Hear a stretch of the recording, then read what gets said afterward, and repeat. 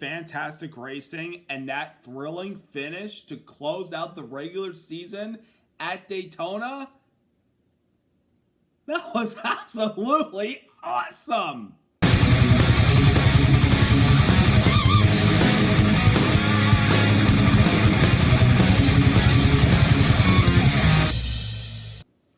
Hey there, race fans. It's Race Day Top 5 with me, Frank 5. Daytona International Speedway, the world center of racing. Under the lights, it's a majestic sight to see. But at a time of desperation, last night, for many drivers, it was one last chance to try to win and get into the playoffs. And while many had a chance to get in, to try to win, one driver crushed their dreams last night at the finish, coming off of turn 4 to the checkered flag. We had a lot to talk about after last night's race. Let's get into all that happened at Daytona. Number 1, from nowhere to first, Ryan Blaney pulled off an unbelievable charge late in the race to win the Coke Zero Sugar 400 at Daytona to close out the regular season by beating Daniel Suarez, Justin Haley, Cole Custer, and Eric Jones for the victory. My goodness, that was an impressive drive by Ryan Blaney and that number 12 team last night. They charged from 13th spot with 2 laps to go to first at the checkered flag in that thrilling photo finish. I mean, look at that. That is absolutely insane. That run to the checkered flag with all those guys charging to try to get the win, but following behind Ryan Blaney by just a couple of inches. Absolutely amazing. And what a really good night for Ryan Blaney and the 12 team. He started on the pole for this race because qualifying got rained out Friday due to it being, Florida weather, especially this time of year in the hot summer sun. It'll generate thunderstorms and rain, and it postponed cancel qualifying. So therefore, based on the metrics from last weekend's performance by everybody, Ryan Blaney got the privilege to start on the pole. And the first couple of laps, he was very, very strong. The 12 car was fast. He had help from his fellow compadres in the Ford camp. He was really, really strong. But then we got to stage number 2, he elected to drop to the back of the field thinking, there's no way I want to risk running up at the front right now considering there's a lot of guys in desperation mode. I'll make my charge to the front of the field by the end of the race. So for stage 2, we pretty much didn't hear a lot about Ryan Blaney except for one report that he was hanging back there as a precaution to save his car so he could make a charge at the very end of the race. Well, when we got into that final stage and I felt like I'm just waiting for the 12 car to make his move to the front of the field, it never really happened at the beginning laps of that final stage. He was just kind of stuck back there because a lot of guys up in front of him, again, in desperation mode for guys that had not yet won this year. They were all jockeying for position to the front of the field, so it was tough for wherever Blaney was to try to generate any momentum to get to the front of the pack. But then we had a caution with 10 laps to go when his teammate Joey Logano got loose off of turn 4 and went around, and it bunched the field back up for one more run to the finish with under 8 laps to go. And Blaney was still stuck in the middle of the pack with almost nowhere to go whatsoever. But then when we hit 2 to go, he was running 13th as I mentioned, and by the time they crossed the start-finish line with 2 to go, there was a lot of shuffling going up at the front of the field, which allowed Blaney to jump up into that third lane following Cole Custer. And he kept pushing that 41 car further and further towards the front of the field by the time they got up to the front of the grid going into turn number 3 heading to the white flag lap. And then when we got to the white flag, Blaney found himself right behind Cole Custer trying to get a big run and try to maybe make a move if he could. And when Custer dove down to the bottom of the racetrack to cut off Justin Haley down the backstretch, that opened the door for Ryan Blaney to shoot up the outside lane, and he had to play many defensive maneuvers because of how close the guys were around him coming to the checkered flag, because a lot of those guys were must-win drivers. Ryan Blaney already is in the playoffs because of his win at Nashville earlier this year. And he, of course, he wanted to get more bonus points and more importantly finish second in the regular season standings for extra bonus points, which he got. And he was able to hold off those guys coming to the checkered flag all bunched together. And they all didn't wreck, thankfully, until right after the checkered flag where the 17 of Chris Buescher and the 41 of Custer did go around. But Ryan Blaney held off all those guys that were in much need of a win, and he got the job done, getting the win and getting his second win in the night race at Daytona. He won this race 4 years ago as well, breaking a couple other drivers' hearts as far as making the playoffs.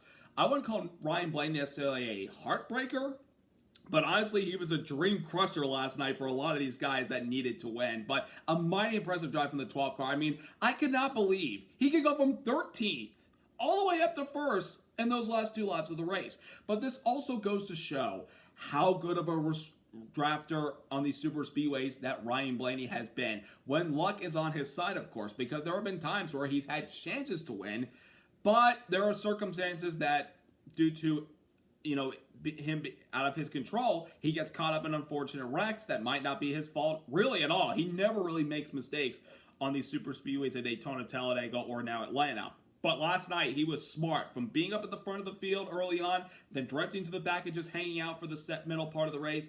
And then to the end of the race, he was able to get in the right lane and move up to the high side, get up to the front, and got by those guys and held them all off, coming off the turn 4 to the checkered flag for his second win of the season. And you want to talk about momentum? Last couple of weeks, folks, Ryan Blaney has been on it. He's had some really good results. He got his first top 5 of his career at Richmond last week in a race that he could have won if he maybe managed his tires a little properly compared to Austin Dillon, who I thought had the better car at the end of that race.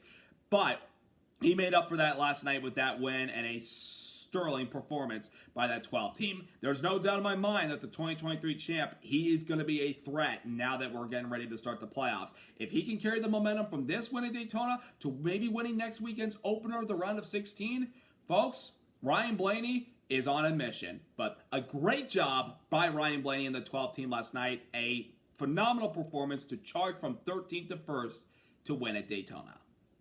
Number 2, dreams crushed.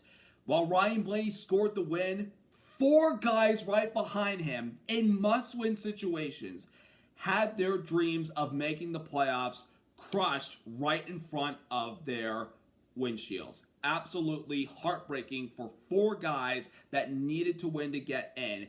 Daniel Suarez finishing in 2nd place, Justin Haley finishing in 3rd place, Cole Custer in 4th place, and Eric Jones in 5th place.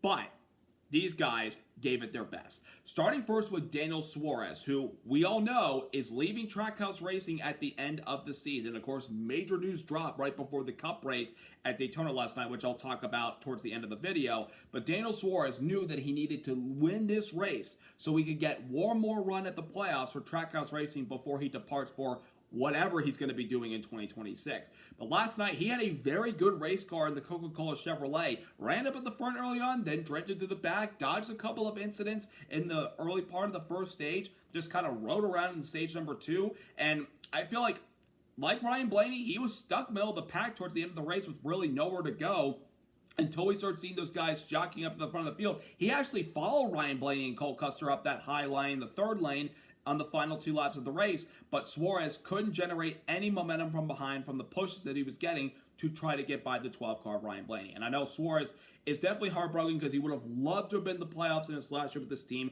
not to mention joining his 2 teammates that are already in, Shane Van Gisbergen and Ross Chastain. But Suarez, he gave it a valiant effort last night nonetheless. It sucks that he won't be in the playoffs for his final year at Trackhouse Racing, but he gave it his best, and he said the goal going forward for these final 10 races is to try to win, and maybe he'll get some more recognition about what team may want him on their program next year. It could be in the Cup Series, but it more likely will be an Xfinity Series before he can maybe find his way back to the Cup Series. Again, we don't know, and I don't even think Daniel Suarez knows, although he has sponsorship to help him, which will definitely be a factor to try to keep him in the in the top tier series for a long period of time. But Daniel Suarez gave it his best last night, just 1 spot short.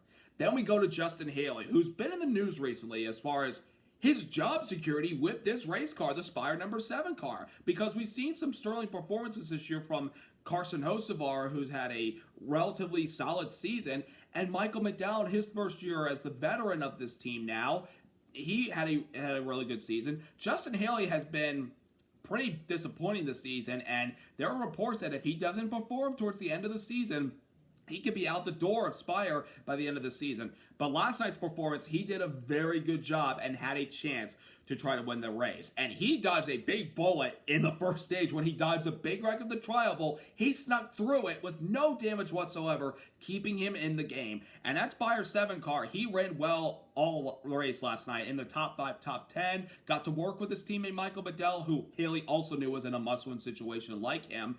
But he had a chance towards the end of the race, restarting on the front row, going up against the likes of Eric Jones, the Hendrick cars of Kyle Larson and Chase Elliott, those RFK cars of Ryan Preece and Chris Buescher, who he knew, like those two RFK cars and Jones, were in must-win situations like Haley. And for the former winner of this race from 2019, although it was shortened due to weather, he still wanted to get that second win at this race at Daytona, and he gave it a valiant effort. And he's also a very underrated drafter. He's been strong with the Xfinity Series, been good in the Truck Series, and he's shown some really good races with his Cup program in these Cup races with Spire Motorsports, and really since he came in the Cup Series, he's a good drafter. And he tried everything he could last night, but unfortunately, he was just pushed down the inside toward the very end of the race where he lost his momentum, tried to gain it back, but it was too little too late. A third place result, though, a great run for Justin Haley. However, he's going to have one more opportunity, more likely this season, to win, and that will be at Talladega. Then we go Cole Custer with a fourth place result, his best finish by far this season. And we haven't talked a lot about Cole Custer and Haas Factory Team this year because they haven't really performed at all this season. Although they've been a partnership with RFK Racing as far as an alliance goes, they still have been struggling for the most part this year, not running well. Of course, this team pretty much is the old remnants of what was then Stewart-Haas Racing when Tony Stewart had a partnership with Gene Haas. Now it's just Gene Haas doing this Cup program himself. Their only bright spot this year was that top 10 they had in Mexico City, which was a very strong performance, and they had good pace in that race. But last night, Cole Custer, he also gave it his best, and he ran up front a lot in the race last night. He started deep in the pack, but then he got to the front of the field by the start of the second stage, and that number 41 white Haas car, he had some real good muscle yesterday, and he was doing everything he could, and especially those last two laps, he shuffled his way up to the third lane, and with help from Ryan Blaney and Dale Schwartz, he kept pushing and pushing and pushing forward to the front, leading on the white flag lap. And Cole Custer, also a very underrated drafter, but not a ton of experience with these Cup cars in this next-gen car. And remember in February, he nearly came close to winning the Daytona 500. A lot of people don't remember this, but he was trying to charge up the outside lane until he started wrecking, and that allowed William Byron to shoot through and win his second Daytona 500 back-to-back. Cole Custer last night gave it a valiant effort. Of course, down the backstretch of the last lap, came down trying to block the 7 of Justin Haley, but not realizing, here comes Ryan Blaney on the outside with the momentum, and Custer realized, oh man, I just possibly cost myself. And then he got stuck in the middle coming off of turn number 4, and after that, it was pretty much game over for him as far as his chance to win. But a sterling effort for the 41 team, and maybe this gets this team some momentum going forward to try to finish the season strong, and maybe they'll have a better year in 2026. And then Eric Jones in that famed number 43 with an iconic scheme, bringing the STP colors back on the 43 at Daytona. I mean, that is just a beautiful scheme. What more can you say? And Eric Jones, also a great drafter, and winning his first Cup race here in 2018, he also had confidence going in that he could get the job done. And he ran up front a lot last night in that 43 car, having to work with times with his teammate John Hunter Nemechek, who was also in a must-win situation. Jones had good speed last night, and he, in the final restart, was getting pushed from behind by the 5 car of Kyle Larson, but he was trying to hold his ground. But then when Ryan Preece made the change from the bottom lane up to the top lane, it kind of shuffled the 43 out, especially when he got tapped from behind by the 5 car, which Eric Jones was not really pleased about. He got kicked back, and I thought there's no way he can recover from that. But he followed those guys that got him into that third lane, and he also found his way up towards the front of the field, but a 5th place result was not enough for Eric Jones to get back into the playoffs. But he, too, also a stout performance. So, despite all these guys having their dreams crushed, not being able to win, and getting into the playoffs, you can't deny that these guys gave it their best. They drove their hearts out to try to win that race last night. And even though they all fell short in their quest, they still got to be proud of the effort they put up to try to win. Number 3, Reddick and Bowman, they're in. Last night, obviously, the win in your in situation can help, but there were 2 drivers entering the night that were above the cutoff line on points, and they could both point the way pending no new winner. And they were Tyler Reddick of 2311 Racing and Alex Bowman of Hendrick Motorsports. And when the checker flag flew last night, both of them were officially in the playoffs. But it was not without a little bit of tough moments for both of those guys. Earlier in the race, Tyler Reddick was trying to work his way up to the front of the field, or trying to find a lane to work with, in the middle part of the first stage. When he was coming up at turn number 4, it looked like he was kind of drifting up the track just as the 34 of Todd Gilliland was trying to come down the racetrack. And it looked like maybe Reddick was trying to slide in line between the 34 and the 5-car Kyle Larson, who was behind. But the hole closed up, and both made contact, sending them around, and sent Reddick nose first into the inside safer barrier wall. And I thought he probably is going to limp around the rest of the night and not be competitive whatsoever. But that was not really the case. They were able to fix the car despite all the front nose damage, and the splitter pretty much pushed under, causing a lot of drag of the car, especially if he got in front of a lane in clean air. It would slow that lane down. Reddick was able to stay with the drive for the rest of the night, and even though he wasn't competitive to try to win the race, he still hung with the pack, and at the end of the night, a 21st place result, that was enough to make the playoffs. But he'd actually already clinched his spot earlier in the race on points, because the other guy that was behind him in points, Alex Bowman, had a moment that almost nearly got him eliminated from these playoffs in case somebody knew won. Bowman, early on in the race, started on the front row next to Ryan Blaney outside pole, hung around the front of the field, then fell back. Then he was trying to fight his way back to the front. But towards the end of the first stage, a couple guys in front of him started coming together heading into the tri-oval. Bubba Wallace got tapped from behind by Kyle Larson and carried him down the track into Joey Logano and Kyle Busch and generated a big wreck. And Alex Bowman, as much as he tried to sneak his way through, he couldn't, as he got clipped by Kyle Busch and then got hit by Noah Gragson and then came down the track and hit St. Smith. It damaged the 48 car and ultimately took him out of the race, not being able to continue, with the possibility that somebody new might win and knock out Alex Bowman. So after he took his car to the garage and they declared that they couldn't fix it, he was credited with a 36th place finish. All he could do was sit and watch with his heart in his throat the entire time, thinking, I could miss the playoffs if someone new wins. But when Ryan Blaney made that charge to the front of the field at the end of the race and got the win, Alex Bowman and all of his fans let out a big sigh of relief, thinking, we're in. It wasn't easy, and it was tight there at the end, but we're in. That's the feeling I think everybody in the 48 camp felt, from the driver to the crew chief to the spotter to the pit crew to Mr. H himself and to all of Alex Bowman's fans that have stuck with him. And can you imagine if he didn't make the playoffs? Because this team, ever really since the middle of the summer, they've gotten their act together. After the first part of the season, the springtime, they had some really good cars, but then they had a little bit of a rough patch of 4 consecutive races where they weren't finishing inside the top 20 and dropped Bowman behind further in points.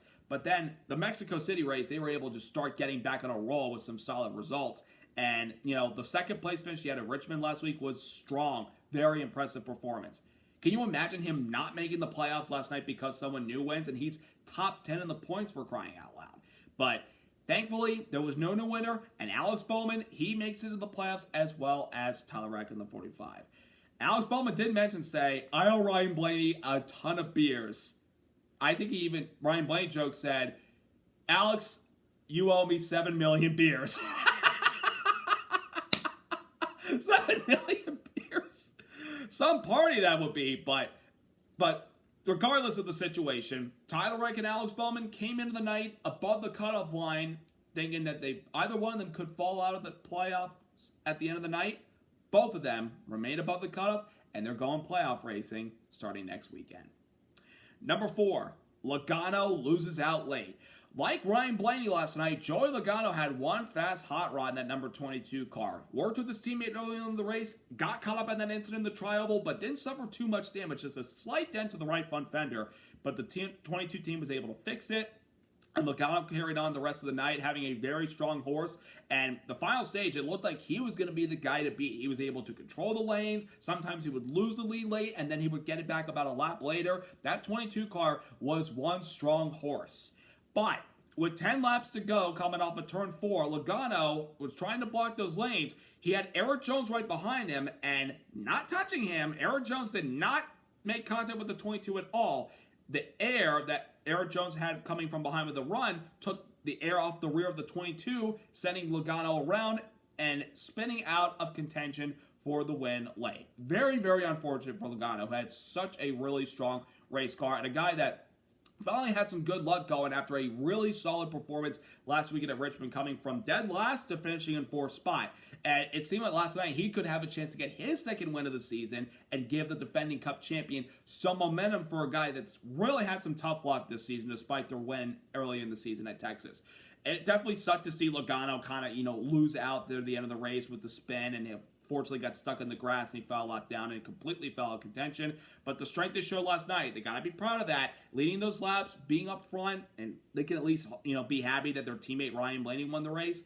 Logano's certainly going to be somebody that we cannot overlook at all in these playoffs coming up, folks. Even though he's had a little bit of a rough stretch, we all know that when Joey Logano gets hot in these playoffs, he is a threat. So, despite the bad result last night, there was speed in that 22 car. And if they have a strong showing in these playoffs, he could have a chance at his 4th championship. And number 5, the racing last night. That was the best racing with this next-gen car at Daytona that I have seen in quite some time, folks. These guys put on a show last night with all the guys that are trying to win to make the playoffs, all the guys that knew that they were already in the playoffs and the wins, just trying to finish strong and gain at least some type of momentum before these playoffs start. That racing last night was absolutely awesome. Despite the little chaos that we had in the first stage with an early incident with Casey Mears having a tire issue and hitting the wall, contact with the 45 and the 34 going around, the big wreck in the trouble that took out Alex Bowman, Kyle Busch, and others, the rest of the race was fairly tame with good side-by-side action. And we've heard fans, and there have been, of course, some people that have complained about these guys fuel saving in the middle of the race and kind of reducing the pace. I don't think I saw that at all last night, keeping an eye on the telemetry that NBC was showing the graphics. It looked like these guys were pretty much going full throttle, if not 90%, 80% throttle, which is still fairly competitive for a lot of that race last night, particularly in stage number 2, because the first stage, these guys could definitely make it all the way on fuel, even though we had some cautions that would slow the pace down. But the second stage, these guys were going at it left and right, having some jockeying from position, guys going from the front to the back, to the back to the front. So, there was a time where they got single file and run the high line, but then it started to shake up towards the end of that second stage with guys trying to make some passes. But there was a lot of good battles out there last night. A lot of lead changes, a lot of competition. And again, that run to the finish, that photo finish with Ryan Blaney leading, with a lot of guys behind him, 3 and 4 wide, all coming across the start-finish line in one piece. That's the type of racing we want to see with this next-gen car, and the type of racing we want to see to conclude a race. We don't need to wreck all the time coming to the end of these races. We can at least run 3 and 4 wide and still come across the line cleanly and making the fans and everybody watching it from their television screen and the guys calling the race entertained by the product. And last night, these guys put on an amazing show. I'd say this is the best next-gen race at Daytona since probably the Daytona 500 in 2022 when we debuted with this car, because that was a fairly fun race as well. The 2023 race was pretty good. 24 and 25 were okay, but of course there were people obviously kind of upset with them doing fuel saving in the middle of stages and pretty much going at half pace for the most part. But last night's race, these guys were going at it all night long, and I was absolutely satisfied with the racing product that we had last night. So a big thumbs up to everybody out there last night. And, despite the big wreck of the Trial, having 20 plus cars coming all together in one piece to finish that race, that was absolutely awesome. Great showing by the competitors last night. Great race all around. A couple things I do want to talk about at the end of this video. We had some big news occur right before the start of last night's Cup Series race, and this is not a shock to anybody. This has probably been, highly speculated for quite some time, and now it's official. Connor Zilisch, the young phenom from the NASCAR Xfinity Series driving for Junior Motorsports right now, will be moving up to the Cup Series full-time next year, taking the seat that will be vacated by Daniel Suarez next year. We don't have an update on what number he'll be driving. He maybe could ask Shane Van Gisbergen, can I take the 88 and you can get another number? It could happen. But he'll probably be bringing the sponsorship that he's had with WeatherTech in the Xfinity Series and the limited Cup starts he's had this year with now Red Bull back in the NASCAR sponsorship realm. Those are some good sponsorships. And this young man, he has worked hard to get to this point. And he had the press conference yesterday talking about it. He got emotional saying, I never thought I'd get to this point. I thought, many years ago, I'd probably be getting ready to go to college and everything, thinking that it's time for my racing career to be over. But then Kevin Harvick, he credited Kevin Harvick, Connor Zilisch did, for his, career, getting his career going full throttle in the world of motorsports, especially with the sports cars he drove and then getting into the NASCAR scene a couple years ago. He credited Kevin Harvick for help, convincing his dad, this kid needs to go, racing. This guy's got a lot of potential and a lot of talent. And this kid has lived up to that talent ever since he got into NASCAR. 7 wins this season in Xfinity Series. And by the way, his car won the race on Friday night, but he didn't finish the car. He started the race, but because of that very nasty injury he suffered in his post-race celebration, winning at Watkins Glen a few weeks ago, which injured his collarbone, he started the race last night, hopped out of the car, let Parker Kligerman get in, and the 88 car that Kligerman drove won the race. Zilic gets the win, but it was like, half and half, half good that my car won, half bad that I'm not in it, but I'm still pretty happy about that. This Zilic kid is going to be something else when he gets to NASCAR, when he gets to the Cup Series next year, folks. And those road course races, he's going to be hard to handle. But a big congratulations to Connor Zilic to get to the Cup Series. He has absolutely earned this. There was, however, some very sad news earlier this week, folks. One of the pioneers, shall we say, one of the best track promoters of our time that, I relatively got into when I started getting into NASCAR, passed away this week. H.A. Humpy Wheeler passed away at the age of 86 this week. A big track promoter and the former track president of Charlotte Motor Speedway for all the pre-race festivities he put together for the races in the spring with the Coke 600 as well as the fall races. Humpy put in a lot of effort to put together a good show for the fans, not just on the track with the racing, but pre-race as well, making it entertaining for the fans to have a good time before we get to see the drivers get on the track and duke it out. Humpy cared about the fans. He cared about the sport so much. He retired from being the track president of Charlotte Motor Speedway after the 2008 Coca-Cola 600. And since then, he went on to do a lot of good things. He was able to form the Motorsport Management Program at my former alma mater, Belmont Abbey College. So I thank Humpy Wheeler from the bottom of my heart for starting that motorsports program. And those 4 years that I spent there in the motorsports program, they were some good times. And I can't thank Mr. Wheeler enough for starting that program. And I had the privilege to meet the man as well. Very nice gentleman from top to bottom. He was just a really, really good man. And earlier this year, Humpy Wheeler, he won the award for landmark achievements for the NASCAR Hall of Fame. So even though he won't be there for the ceremony in 2026, as the class of 2026, he will be surely missed, but his legacy will continue on with what he did in race promotion and being the track president of Charlotte. Humpy, thank you for all you've done. Rest in peace. And with that being said, the 16 drivers that are going to be part of this year's 2025 NASCAR Cup Series playoffs are as followed: Denny Hamlin, Shane Van Gisbergen, Kyle Larson, Christopher Bell, William Byron, Chase Elliott, Ryan Blaney, Joey Logano, Chase Briscoe, Austin Cindric, Alex Bowman, Tyler Reddick, Bubba Wallace, Ross Chastain, Austin Dillon, and Josh Berry. Those 16 drivers begin their quest for the Bill France Cup next week. And next week, folks, it's Darlington Raceway with the Southern 500, one of the most iconic races in NASCAR and at the track where we got started in racing. It's one of the most fun tracks to be a part of, especially with them, with the abrasive surface, running up against the wall, the Darlington Stripe, the Track Too Tough to Tame, the Lady in Black. He's got all the names. It's going to be one fun night. And I myself am super excited because I'm going to be there next weekend for my first ever trip to Darlington and my second Crown Jewel event with the Southern 500. I've never been to this track before, and I can tell you what, folks, I can't wait for it to get here. I want it here right now because I'm head over heels excited. So, who will come out on top next week to kick off the playoffs? Could it be a Denny Hamlin and a Kyle Larson who have been so successful here at the track in the past? Could it maybe be Chase Briscoe who won this race last year in a must-win situation when it was the regular season finale? Or will somebody else out of the blue shock the world and take victory at one of NASCAR's coveted races? We shall see, but it's going to be a lot of fun. So I hope you all have a wonderful rest of your week, and I hope you all enjoyed the thriller that was Daytona last night. Subscribe, like, and congrats once again to Ryan Blaney on winning the night race at Daytona, and congrats to all 16 drivers that are part of this year's NASCAR Cup Series playoffs. Have a great week, everybody. Let's go racing!